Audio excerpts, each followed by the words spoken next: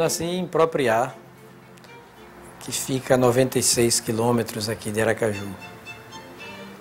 Nasci no dia 18 de novembro de 1942.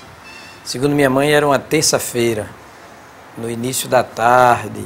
Eu acho que é uma casa que fica bem próxima do rio, hoje quase vizinha à prefeitura municipal de Propriá. Fica numa travessa, logo depois de uma praça chamada Dom Antônio Cabral. É uma praça defronte da catedral, bem em frente à catedral diocesana, e ali eu nasci. Era costume da família, durante o período que minha avó, a mãe de Carlos Brito, ia ter filho, vinha sempre aqui para Propriá, e os filhos nasciam na casa de meu bisavô, o avô de Carlos Brito, conhecido como Senhor Brito, aqui nessa casa. Praticamente todos os filhos do casal João Fernandes e Dalva Brito nasceram nessa residência.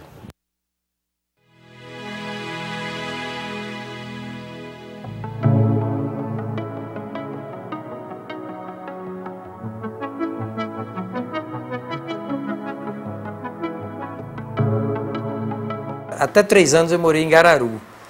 E eu tenho uma imagem bem nítida em mim, com 3 anos de idade.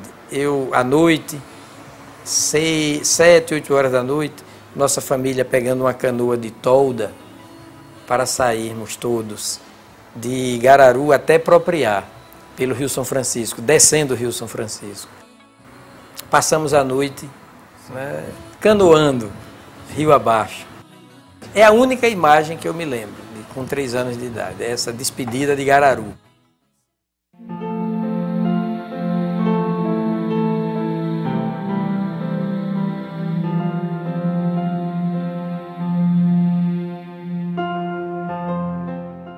Eu me lembro de uma escola de Japaratuba. Eu devia ter 5, 6 anos de idade. Meu pai era juiz de direito lá em Japaratuba. Me lembro do nome da minha professora, a primeira, chamada Jolira. Magrinha, alvinha, de óculos, entendeu? No grupo escolar, em Japaratuba. Não deu nenhum trabalho a meu pai nem minha mãe. Foi estudioso, assim, muito compenetrado no seu papel, assim, mostrou para que veio mesmo. Ele era uma pessoa que não deixava nem brecha para papai dar castigo nele, porque ele sempre fazia as coisas certinhas e era uma alegria, né, dentro de casa, era muito alegre, tinha muitos amigos. Era comportado, vaidoso, tinha muitos amigos e frequentava sempre lugares de destaque, de pessoas que gostavam dele, estudiosos também. Eu me lembro também, morando em Japaratuba, com 6 anos, 7 anos, eu já lia com muito gosto uma enciclopédia chamada Tesouro da Juventude. O conhecimento entra pelos olhos, né? A leitura como que lubrifica as engrenagens do cérebro.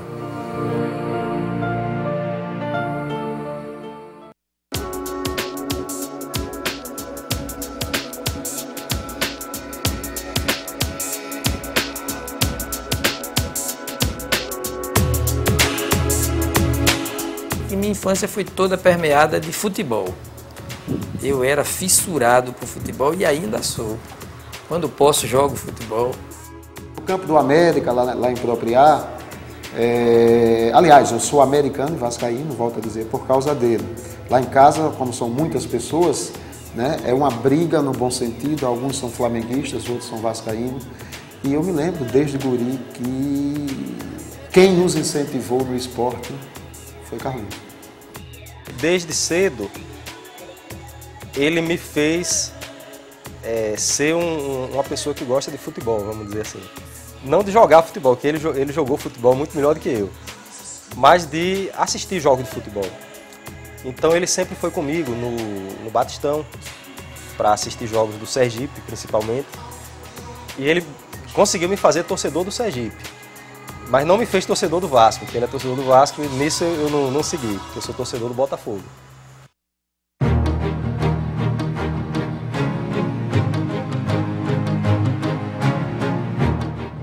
Eu sempre gostei de parar para ver o balanço de uma árvore quando o vento é mais forte, ouvir o canto de um passarinho. Daí, quando eu volto da caminhada, eu já venho com umas imagens poéticas.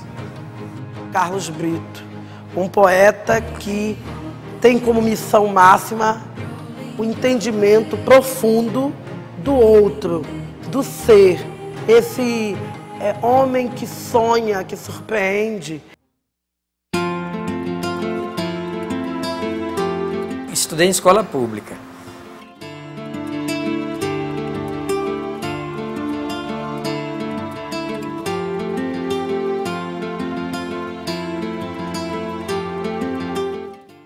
Aqui, no ginásio diocesano de Propriá, foi onde o Dr. Carlos Brito concluiu o ginásio, como também o título de contador, Escola Técnica de Comércio de Propriá. Formou-se aqui e foi professor na Escola Técnica de Comércio também de Propriá.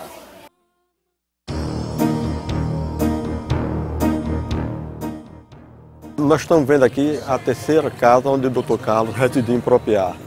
Ele aqui passou toda a infância dele e foi aqui com o restante dos irmãos, onde ele jogava bola, botão.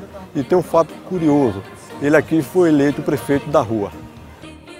Nós estamos na rua Serapião de Aguiar, em frente ao prédio número 140, local onde foi a última residência de Carlos Brito, enquanto solteiro. Há praticamente 8 metros do local onde funcionava o Clube dos Dozes, fundado por ele, local onde iniciou a sua vida literária e fez os seus primeiros versos.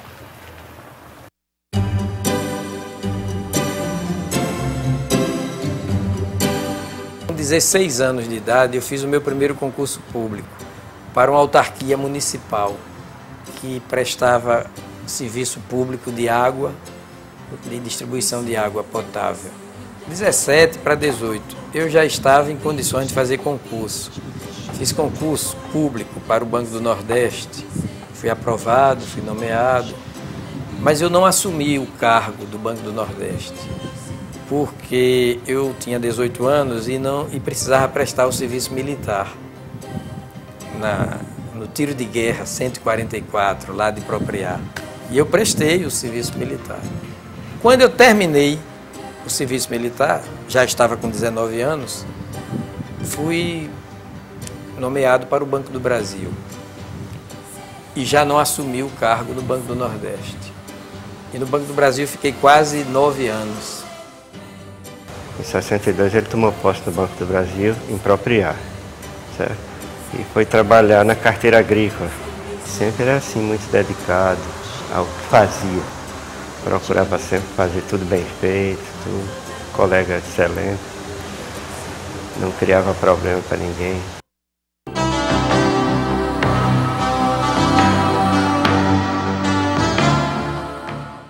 Fiz vestibular, aprovado. Aí eu vinha de Propriá para aqui, vinha de ônibus. Uma viagem, por vezes, de 5 horas. Né? Viagem longa. O trecho não era todo asfaltado, não. Uma boa parte não era asfaltada. Os ônibus da época não dispunham de toalete. Então, uma viagem de 5 horas, né? Era uma viagem ao cabo de 3, 4 anos. Tive uma pedra, um cálculo renal no rim esquerdo. Dizem os médicos que por efeito de uma retenção urinária prolongada, linguagem médica.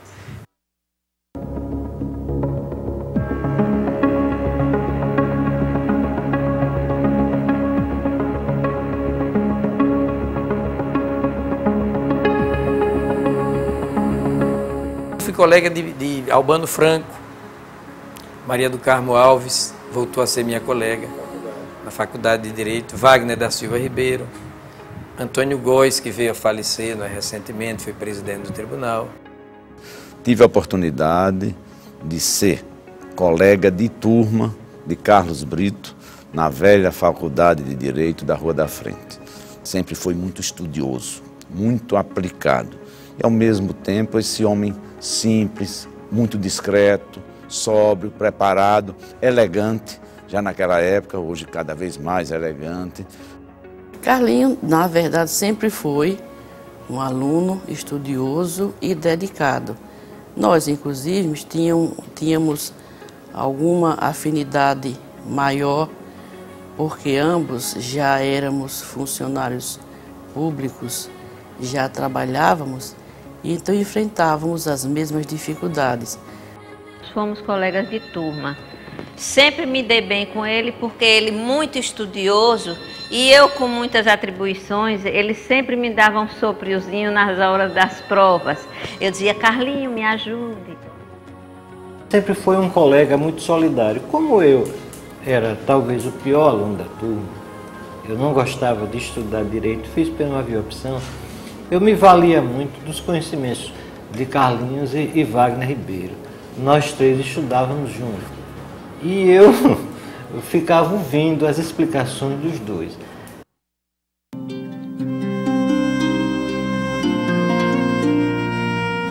Wagner, para mim, era um modelo, um protótipo de intelectual. Talentoso, muita cultura, muito bom caráter. E é um amigo e irmão que eu tenho até hoje. Carlos Brito, ele começou a se destacar desde o primeiro ano. Embora não frequentasse, ele era estudioso e com o talento que tinha, conseguia sempre ter boas notas e era uma pessoa já de destaque na turma a partir do primeiro ano.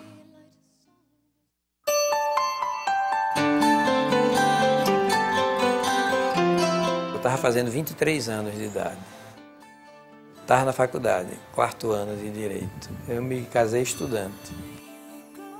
Era auxiliadora de Castro Brito. Ela conserva esse nome, auxiliadora de Castro Brito. 2 filhos, Marcel e Adriana. Marcel é juiz, Adriana é analista judiciária do Tribunal Regional Eleitoral. A gente se sentia assim, sempre muito especial para o meu pai, principalmente. Minha mãe também, né? Mas meu pai é uma pessoa muito carinhosa, é uma pessoa assim, muito atenciosa. E eu lembro assim, que ele contava assim, histórias. Então, assim, são coisas que ficam na cabeça da gente e eu procuro assim, passar para os meus filhos também isso, entendeu? Os princípios também éticos que ele passou para a gente, para meu irmão. São assim, coisas que formam a personalidade da gente e que a gente também tende a repassar para as crianças.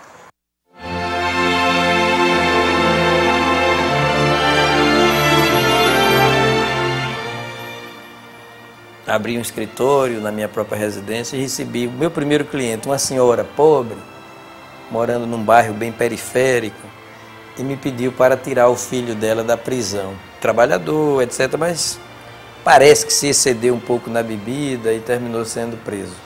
Eu consegui libertar o filho dela. E ela veio me pedir os honorários, eu pedi que eu fixasse os honorários. Aí eu disse, olha, não vou cobrar não. Minha primeira causa, fica essa causa como um episódio central na minha vida. Não, na verdade eu não cobrei porque ela era muito pobre.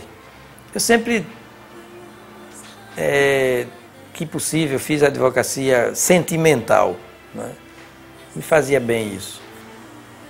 Algum tempo depois ela bateu a minha casa, já resolvida a questão. Bateu palmas, eu atendi. Pois não. Olha, o senhor não me cobrou nada por aquela causa, mas eu vim lhe trazer uma lembrança e me deu 2 patos, um casal de patos. Então eu tenho o maior orgulho de dizer que meus primeiros honorários foram um casal de patos, entendeu? Teve uma influência muito grande na minha formação para eu escolher a profissão de advogado. Eu, menino, mas tenho vivo na minha memória, que houve um caso rumoroso em que ele foi advogado, que envolvia um comerciante conhecido da cidade e ele ficava até altas horas da noite e o gabinete dele dava para tinha um janelão que eu observava que até tarde da noite ele ficava estudando, compulsando esses autos. Ele deixou aqui esse sentimento de tranquilidade, de que a causa vai ser sempre resolvida, de que o cliente está sempre em primeiro lugar, e de que há sempre uma saída para aquela... Quando a gente não tinha, a gente se desesperava aqui, professor, essa causa está perdida. Ele fazia, calma, vamos ver, E ele não dizia, vamos ver, 3 vezes. Antes da terceira vez ele dizia, tem uma saída. Isso era muito gostoso, muito bonito.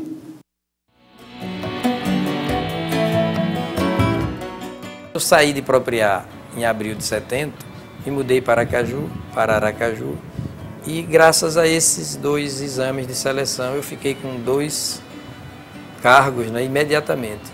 Uma Procuradoria de Estado e uma cátedra na Universidade Federal de Sergipe.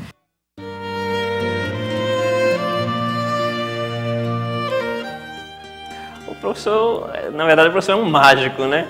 O professor é aquela figura boníssima, né?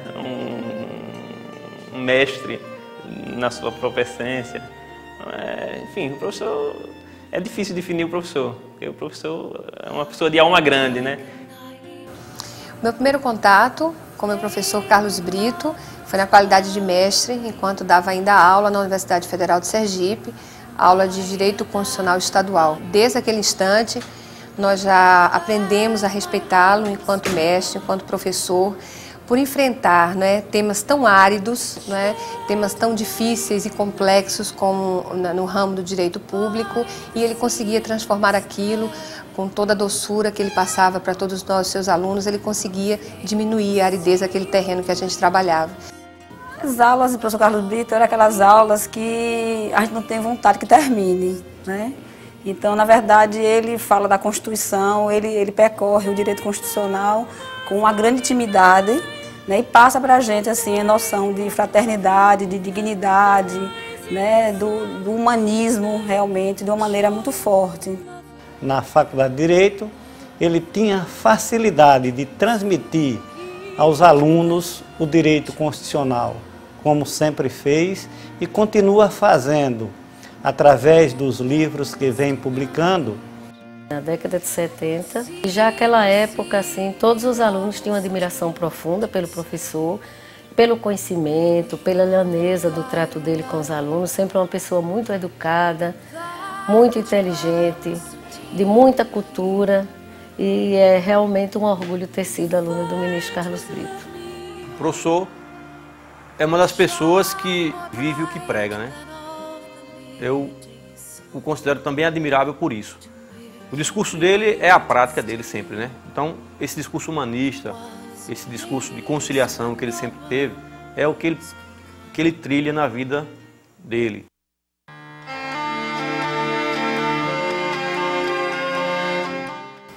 Eu o conheci inicialmente quando ele era auxiliar do governo José Hollenberg Leite, meu irmão, e tinha a oportunidade de ver seus pareceres, a sua orientação jurídica com relação ao governo dele. E a partir daí nós travamos uma amizade, assim, uma admiração pessoal que eu tinha por ele, pela sua brilhante inteligência e também pelo seu trabalho, que eu considerava já à época um trabalho de vanguarda, um trabalho sério.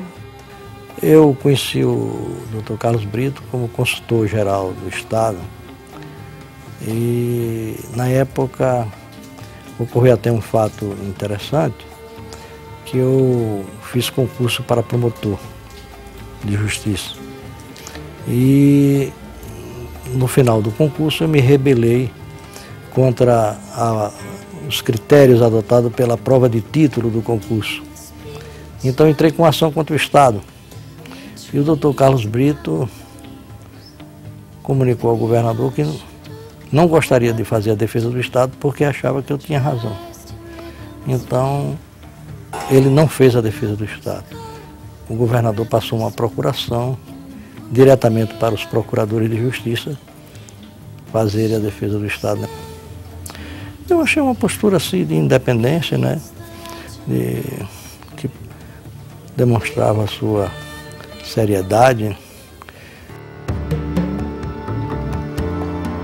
Fiz um concurso para procurador da Fazenda Nacional, fui nomeado também, mas eu preferi assumir um cargo que me ofereceram à época para o Tribunal de Contas, uma espécie de promoção de procurador de Estado para procurador do Tribunal de Contas. Carlos Brito e eu fomos juntos a São Paulo para fazer a inscrição no mestrado. Eu devia me especializar em Direito Civil. E durante o percurso, no avião, conversando com o professor Carlos Brito, ele mostrou que o ramo do Direito Constitucional era um ramo muito mais interessante porque se constituía no estudo da base do ordenamento jurídico. E lá, ao fazer a inscrição no curso de mestrado, ele disse, vamos fazer uma tentativa. Você se inscreve em Direito Constitucional e lá dentro, se por acaso não for a sua vertente, a sua tendência, você muda para Direito Civil. E assim começou a minha história na área de Direito Constitucional.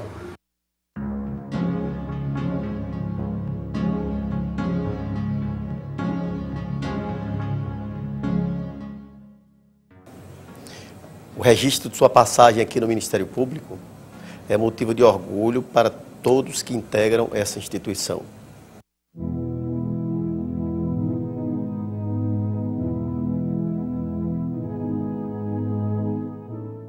Rita era da Bahia, mas estava terminando o curso superior de assistente social. Nos conhecemos, foi amor à primeira vista e nos casamos logo. Na noite que nos conhecemos, como que houve assim uma interação e uma integração de energia, entendeu? Quando eu vi Carlinhos, que eu não sabia quem ele era, parece até bobagem de minha parte, mas eu não conhecia Carlinhos antes. Nunca tinha ouvido falar em Carlos Brito. Quer dizer, é uma pessoa que para mim veio assim como se fosse despido, virgem de tudo e qualquer coisa. Carlinhos é aquela pessoa que se preocupa muito com os filhos. Né? Ele é muito amoroso, muito afetuoso. Eu acho até que ele herdou muito essa afeição, esse modo assim dele de ser da minha sogra. Minha sogra é assim, uma pessoa fantástica. Carlinhos é o homem que acho que toda mulher gostaria de ter, assim, idealizado. Só que Deus acho que desmanchou a fórmula, não querendo desanimar ninguém. Mas eu acho assim que ele, enquanto homem, não é uma pessoa assim que eu admiro muito.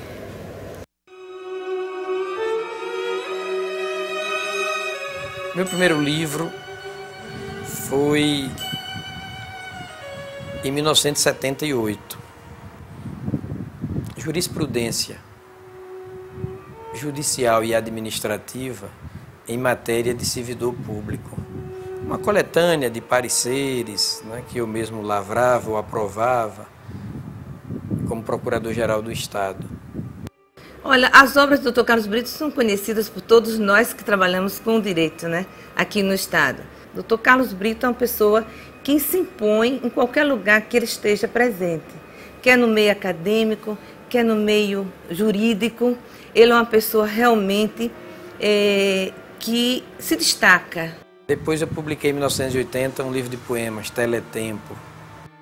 No mundo em que as máquinas se humanizam e os homens se mecanizam, encontrar gente é um ofício de sonho. E Carlos Brito é gente. É uma pessoa que se sensibiliza com as dores do ser humano. Tanto que a poesia dele não é só intimista, é uma poesia também social. Ele tem um poema que diz assim, bem curto, como eu digo, ele é sintético e é profundo. Isso aí é talento, porque é o trocadilho inteligente, o trocadilho profundo. Ele diz, penso que a principal função do pensar é concluir que pensar não é tão importante quanto sentir. Em 82 eu publiquei outro livro jurídico, em parceria com Celso Bastos, Interpretação e Aplicabilidade das Normas Constitucionais. Em 84, um livro de poemas chamado Um Lugar Chamado Luz. Em 97, publiquei 2 livros, um de direito chamado O Perfil Constitucional da Licitação e outro de poemas, Uma Quarta de Farinha. Essa expressão, uma quarta de farinha, é tipicamente do interior. Em 2002, outro livro de poemas, A Pele do Ar. Eu gosto especialmente de A Pele do Ar. Considero A Pele do Ar mais completo, mais profundo, mais reflexivo, mais poético, mais humano. Eu escrevo como quem respira fundo e sem intervalo algum expira longe.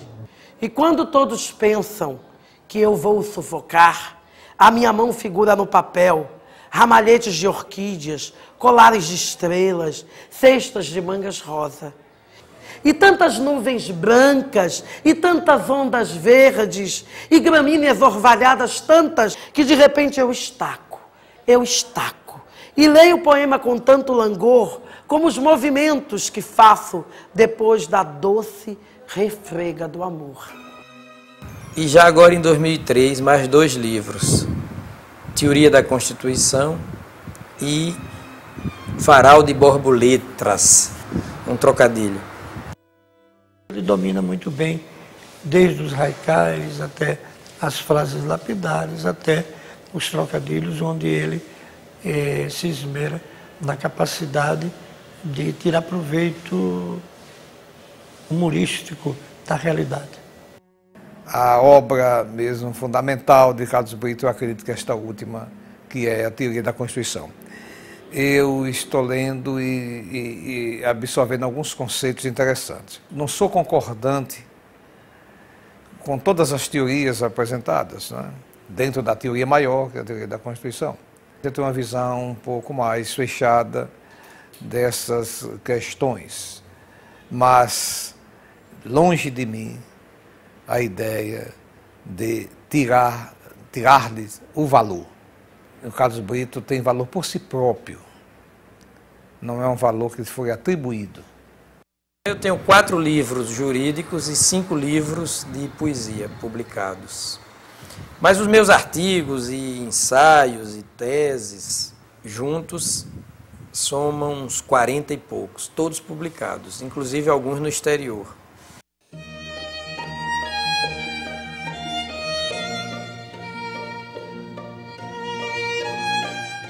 Com a morte de meu pai, que era da Academia de Letras, meu pai era poeta, era escritor e membro da Academia de Letras, o acadêmico Luiz Antônio Barreto me convenceu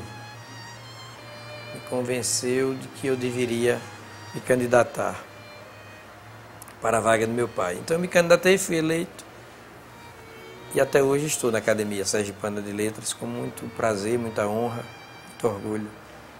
Ao suceder o doutor João Fernandes aqui na academia, após o falecimento do senhor seu pai, na cadeira número 33, sempre tem trazido, não é, elementos novos, não é, uma obra densa que eu faço uma referência, um registro especial para a pele do ar, não é, e agora recentemente a teoria da Constituição. Meu pai era um juiz muito vocacionado, era uma pessoa que escrevia muito bem e tem uma preocupação incrível com a redação. E Carlinhos herdou um pouco disso, ele tem a preocupação com a palavra, né? Com a pureza da língua. Ele é uma pessoa que fala bem, se articula bem. Me apropriar, quando ele ensinava na escola de comércio, as pessoas já começavam a verificar assim, o potencial que ele tinha, né, para ensinar, para escrever.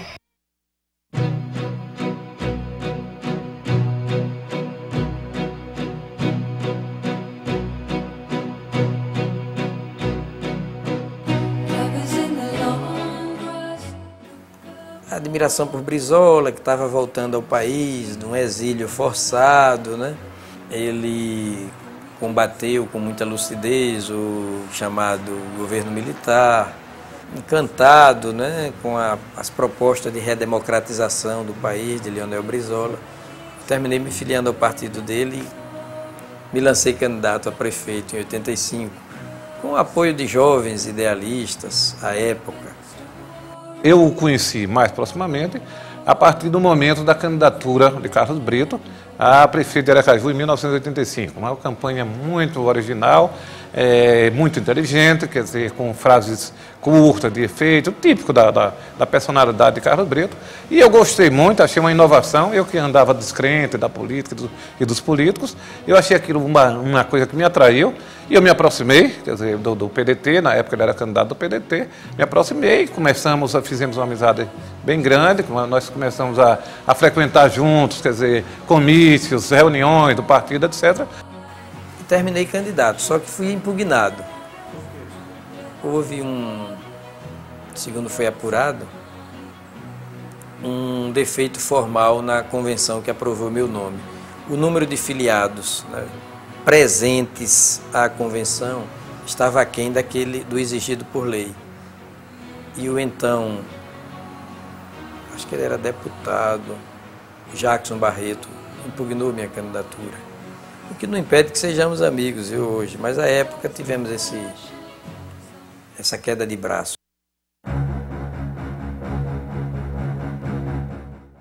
Então, como eu passei imediatamente a trabalhar em prol da candidatura de Marcelo Deda, que se lançou prefeito em 85, aí não saí mais do Partido dos Trabalhadores, até agora, 2003, quase 18 anos ali no Partido dos Trabalhadores. Na época ele era candidato do PDT, vinha fazendo enorme sucesso na televisão, na verdade eu e ele éramos as novidades na disputa eleitoral daquele ano. Foi impugnado pelo PMDB e imediatamente após a decisão ter sido tomada, Carlos Brito veio apoiar a minha candidatura. Então ele foi o meu coordenador jurídico nas eleições de 85. Foi uma experiência ótima, fui muito bem votado, porém não fui eleito porque faltou quociente eleitoral, faltou legenda ao partido.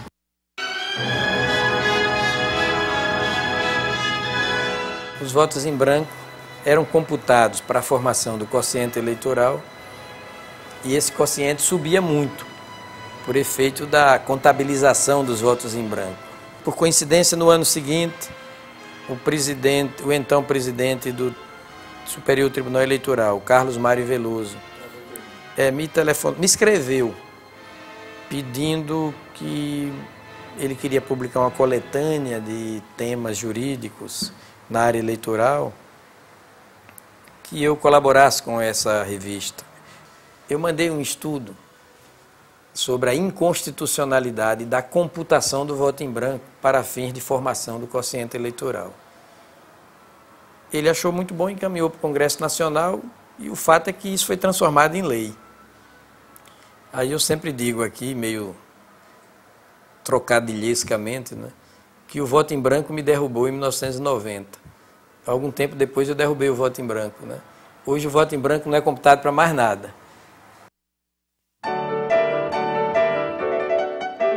A política tem os dois lados, como tudo na vida, né? Há o lado negativo, o lado ruim, de políticos demagogos, descompromissados com a ética. Há políticos que desestimulam mesmo vocações.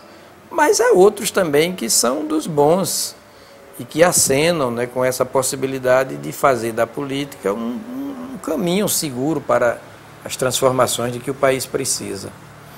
E como nós estamos vivendo numa democracia, a democracia tem essa virtude, né, de trazer tudo à ribalta, tudo vem à tona, vem à luz. Numa democracia todo mundo se sente tomado por uma curiosidade santa. A população faz uma faxina nos recintos do poder para saber quem foi que botou poeira debaixo do tapete.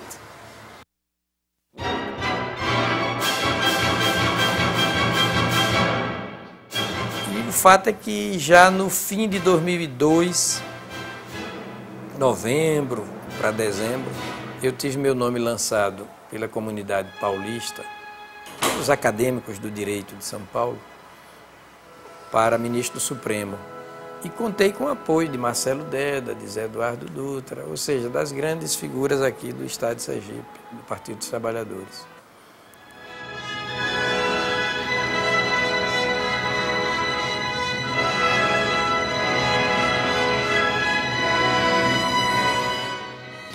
Achei que o presidente Lula foi muito feliz. Muito feliz porque eu já conheço o Dr. Carlos Aires Brito, o ministro Carlos Aires Brito, já conhecia há muitos anos. E conheci em São Paulo, apresentado pelo um amigo comum, que foi o professor Geraldo Ataliba.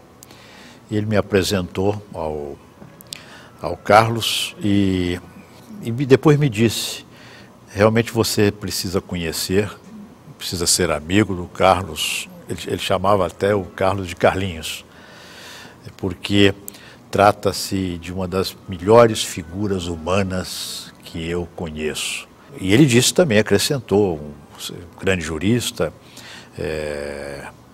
doutorou-se pela PUC de São Paulo, sou hoje um grande admirador dele, e é com o maior prazer e até com muita honra que me assento no Supremo Tribunal Federal ao seu lado. Eu sou daqueles que acreditam que o homem não deve ser escravo da lei. A lei ela deve ter o seu espírito, mas quem interpreta deve estar antenado, deve estar conectado com a necessidade da sociedade brasileira. Carlos Brito é uma dessas pessoas que entende as carências da sociedade, interpreta a lei da forma correta, ou seja, ele utiliza a lei para servir a cidadania e as garantias individuais do cidadão. Dr. Carlos Brito é um profundo conhecedor do direito constitucional. E como o Supremo Tribunal Federal tem a incumbência de ser o guardião da nossa Constituição, nada mais justo do que termos uma grande figura como Carlos Brito.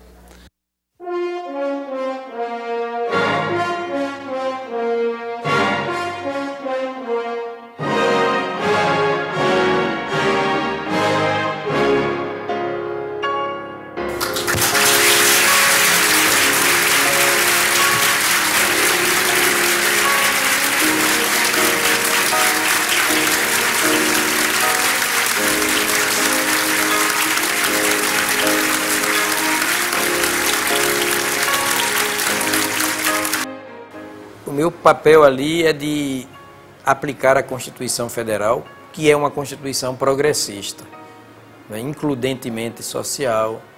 É uma Constituição que inaugura o chamado constitucionalismo fraternal, chamado por mim mesmo, constitucionalismo fraternal.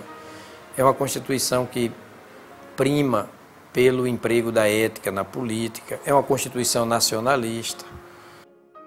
Nós presumimos que todo e qualquer juiz tem a formação técnica e Carlos Brito tem uma bagagem acadêmica elogiável, uma bagagem como profissional da advocacia. Agora, importantíssimo no desempenho do magistrado é a formação humanística, é a visão do arcabouço normativo voltado a atender a dignidade do homem. E Carlos Aires Brito é sensível a esse aspecto. Carlos Brito descobre na Constituição as suas mais íntimas intenções, que é uma Constituição que não foi em vão cognominada de Constituição Cidadã. E ela o será na medida em que se torne efetiva. A indicação do ministro Carlos Brito e a sua consequente nomeação ao Supremo Tribunal Federal deixa a sociedade jurídica como um todo, não só a nordestina, que se sente honrada e feliz, mas a toda a sociedade jurídica brasileira em estado de êxtase, porque o ministro Carlos Brito, ele representa o que há de melhor da cultura jurídica, né?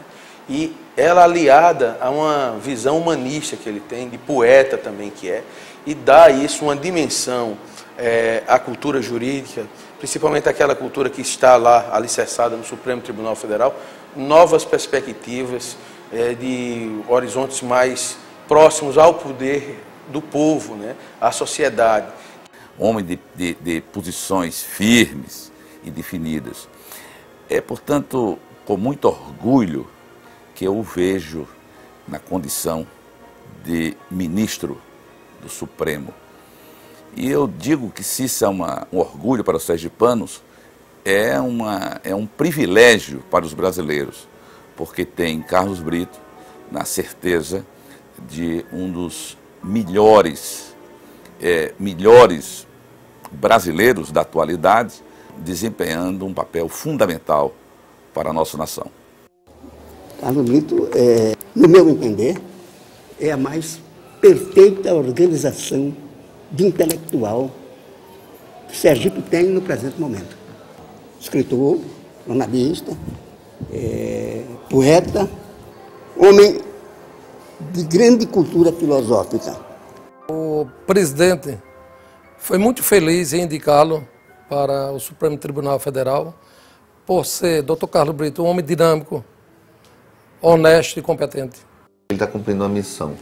Ele não está lá por questão financeira, está tendo prejuízo financeiro, não está lá por comodidade, porque a vida de Brasília é muito mais árida do que a vida que ele tinha aqui, até porque está separado da família, que, como eu disse, tem uma relação muito forte, mas ele cumpre com a missão. E você nota quando os olhos brilham, quando ele dá um voto ainda que vencido, que ele está cumprindo a missão. E é assim que nós encaramos.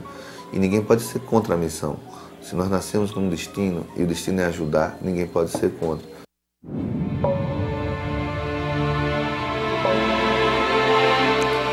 O Carlos, ele tem umas atitudes de muita independência, que eu acho fundamentais. Eu vou até revelar um episódio, porque o assunto, o julgamento se concluiu. Nós tivemos recentemente um julgamento de muito interesse do governo atual.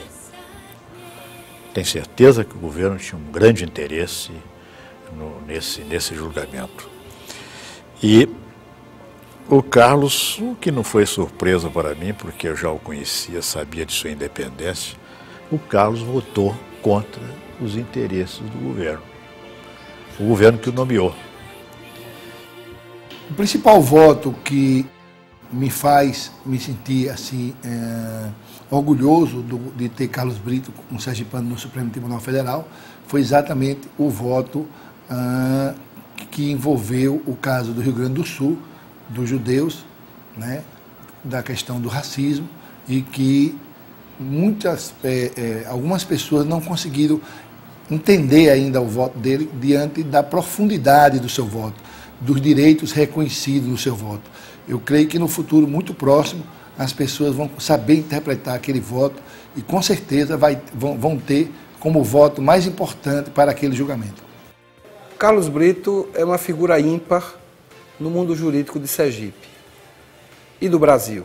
Nós temos, nós propriaenses todos, um orgulho muito grande de tê-lo no Supremo Tribunal Federal. Que é meu sogro, uma pessoa extremamente querida, uma pessoa que prega e faz exatamente o que prega, o que ele é para as pessoas de fora, o que ele é nas entrevistas, o que ele é como ministro, é exatamente o que ele é dentro de casa. O que eu acho lindo dele é a fé que ele tem na vida e no ser humano. Ele acredita na vida e no ser humano acima de tudo. É aquela estranha mania de ter fé na vida. Eu agora não vejo ele muito porque ele está em Brasília. Mas antes ele ia muito em minha casa. Ele me dá presentes legais. Ele é muito bom. Ele é o melhor avô do mundo. Que ele seja feliz, que a escolha dele seja feita como está sendo feita, como ele esperava. Estou aqui sempre esperando uma visitinha de quando em vez ele me vê para matar saudades. E saudades eu ia ter a vida toda.